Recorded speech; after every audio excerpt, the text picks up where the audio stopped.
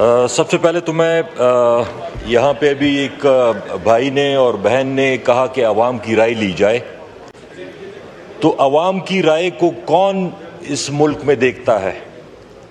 اگر عوام کی رائے کو دیکھا جاتا تو یہاں پہ جو بیٹھے ہوئے ہیں میرے خیال میں 90% ان میں سے آج یہاں نہ بیٹھے ہوتے۔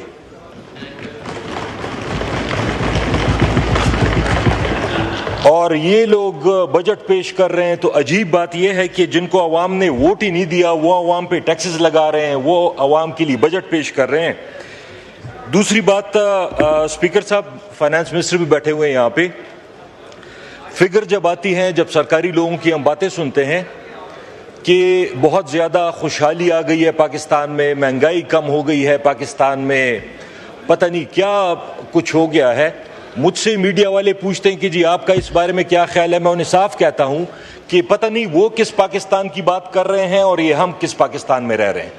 یہاں پہ آپ اے سی لگا کے کہیں کہ جی باہر گرمی نہیں ہے، تو آپ کو تو گرمی نہیں لگ رہی لیکن پورے پاکستان کو تو باہر گرمی لگ رہی ہے۔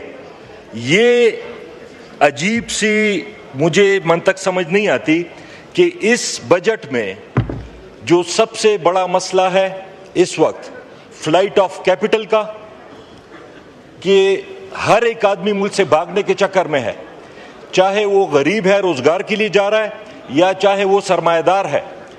ان سے ذرا پتہ کریں کہ کتنے لوگ پچھلے سال میں دبئی میں جا کے انہوں نے کمپنیاں رجسٹر کرائیں اور وہ یہاں بیچ کے سب کچھ دبئی شفٹ ہو گئے ہیں۔ جو ملک سٹیزن شپ آفر کرتا ہے، چاہے وہ ٹرکی ہے، چاہے وہ پرتگال ہے، چاہے جو بھی ملک ہے، ہر ایک آدمی 2-2 لاکھ 4-4 لاکھ ڈالر دے کے اس ملک سے نکلنے کی کوشش کر رہا ہے۔ اگر یہ ملک کے حالات آپ کے فگرز کے مطابق اتنے اچھے ہوتے تو لوگ باہر کیوں بھاگتے؟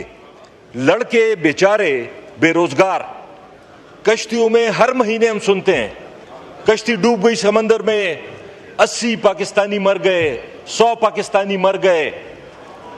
اگر یہی حالت رہی تو مجھے سمجھ نہیں آتی کہ یہ بجٹ کس چیز کا ہے، اس میں پلان کس چیز کا ہے۔ اگلی بات انرجی کی، انرجی کا کوئی ہمیں اس میں حل نظر نہیں آیا، وہی سلسلہ ہے، چل رہا ہے۔ بجلی اتنی مہنگی ہو گئی ہے کہ غریب آدمی یا وہ 30,000 کا بل دے، غریب آدمی 40,000 50,000 اس کی تنخواہ ہے، اس کا 10-20 ہزار روپے بل آ جاتا ہے۔ مانگنے پہ لگا دیا ہے پورے پاکستان کو، لوگ قرضے مانگ مانگ کے چیزیں بیچ کے تنگ آ گئے ہیں، لیکن انرجی کی کوئی پالیسی مجھے یہاں نظر نہیں آئی کہ انڈسٹری کے لیے کیا ہوگا، انرجی کیسے سستی ہوگی، کنزیومر کے لیے کیسے سستی ہوگی۔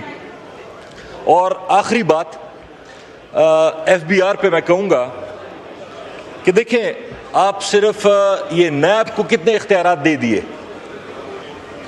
نیب کے پاس اتنے اختیارات ہیں شاید دنیا میں کسی ادارے کے پاس نہیں ہے، لیکن نیب کا ریکارڈ اٹھا کے دیکھ لیں، جب سے نیب بنا ہے آیا پاکستان میں کرپشن کم ہوئی ہے یا زیادہ ہوئی ہے؟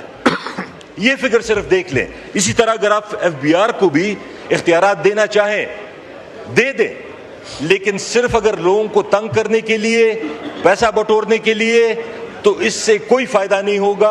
اگر ٹیکس بڑھتا ہے بالکل اچھی بات ہے، ملک کی بہتری ہوگی، لیکن یہ چیز دیکھ لیں کہ ایسا نہ ہو کہ لوگوں کو تنگ کرتے رہیں اور جیبوں میں پیسے آتے رہیں اور عوام کو کچھ نہ ملے۔ بہت شکریہ جی۔ عاطف صاحب، کل چیئرمین نیب آئے تھے تو بڑا ایک